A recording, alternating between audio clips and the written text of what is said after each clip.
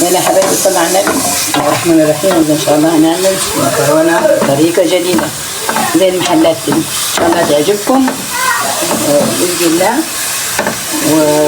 وادي الميه ها 2 كيلو مكرونه هسيبهم عشان حاجه.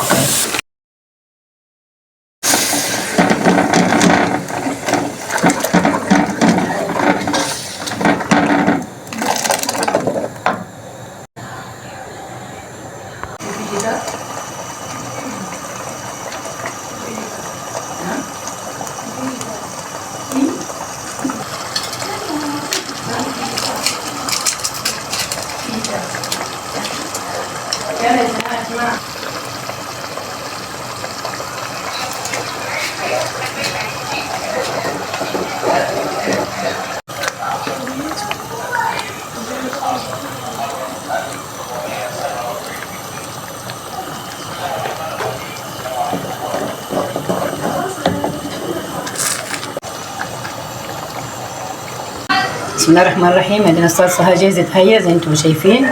انا حطيت الصلصه كيلو طماطم، وحطيت معلقه فلفل ومعلقه كمون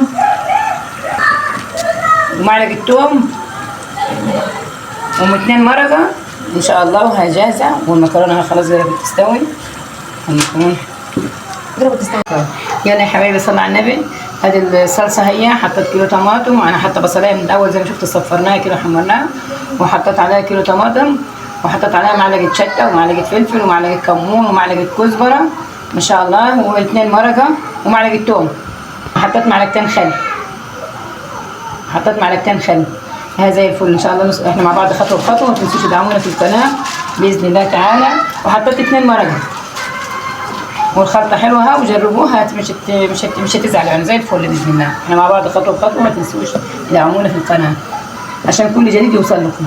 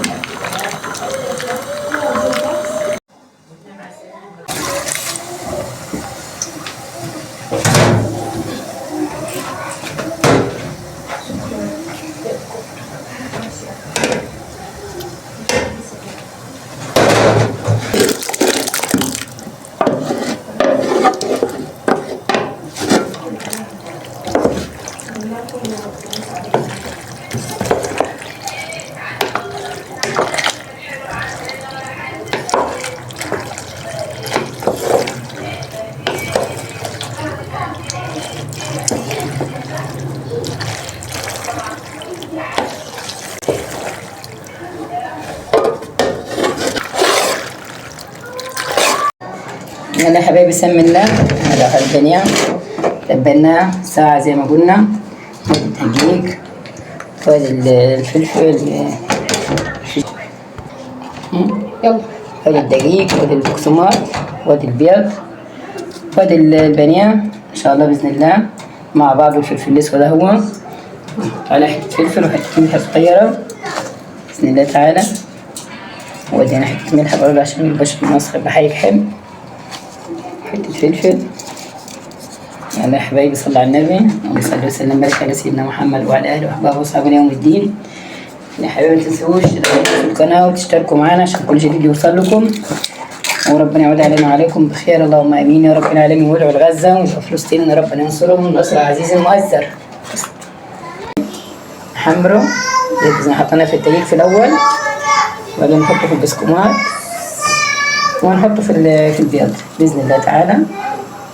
نحطه في البسكومات اهو ان شاء الله. احنا مع بعض خطوه بخطوه عشان كل جديد يوصل لكم. ما تنسوش تدعمونا في القناه.